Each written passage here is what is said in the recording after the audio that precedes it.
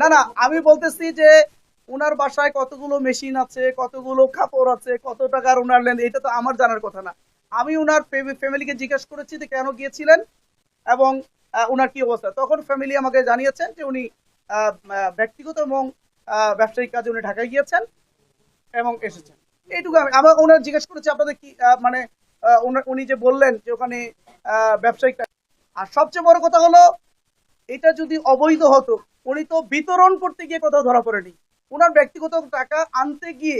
আর সবচেয়ে বড় কথা হলো ঢাকা এয়ারপোর্ট যেখানে চেকিং হয়েছে, সেখানে নানাভাবে চেক করতে, ঢাকা এয়ারপোর্ট তো অনেক রেস্ট্রিক্টেড এরিয়া, তাই না?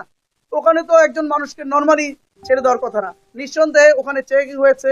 আমি যতটুকু জানতে পেরেছি এখানে যে ওখানকার দায়িত্বরত যারা আইন শৃঙ্খলা বাহিনী তারা এটাকে লিগালিটি দিয়ে ওনাকে ওখান থেকে মানে ছেড়ে দিয়েছেন। ওখান থেকে উনি ঠিকই যথারীতি সৈয়দপুরে আসছেন।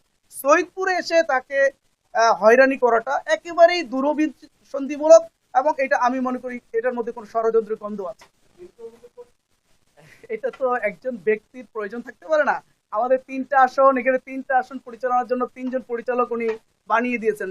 এই পরিচালকগণই মূলত আমাদের নির্বাচন তিনটা আসন পরিচালনা করছেন। উনি ওভারঅল তদারকি করেন। উনার একটা ব্যক্তিগত কাজে উনি ঢাকা যেতেই পারেন, উনার ব্যবসায়িক কাজে উনি ঢাকা যাবেন, উনি টাকা আনবেন নিবেন, এটা তো এখন খুবই স্বাভাবিক প্রক্রিয়া।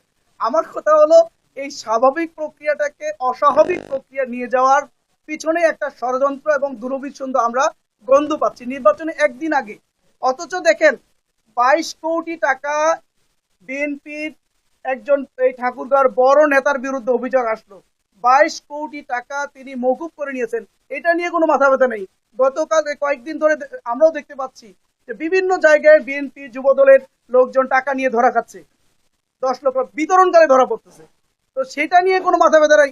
উনি ঢাকা থেকে ওনার ব্যবসায়িক প্রয়োজনে টাকা ঢাকুরে আনবেন, এরকম একটা ব্যক্তিগত বিষয় নিয়ে এরকম আচরণ করাটা, উনি একজন বয়োজ্যেষ্ঠ মানুষ। ইতিমধ্যে এই হয়রানি করার কারণে উনি অসুস্থ হয়ে গেছেন। ওনাকে কিন্তু রংপুর মানে হসপিটালে ভর্তি করা হয়েছে। আমরা তার জন্য দোয়া করি আল্লাহ তাকে সুস্থ রাখুন। আমি মনে করি এই সময়টাতে নির্বাচন একদিন আগে এই হয়রানিটা করাটার অর্থই হলো বড় ধরনের কোনো ষড়যন্ত্রের গন্ধ আমরা দেখতে পাচ্ছি কোন সংস্থার।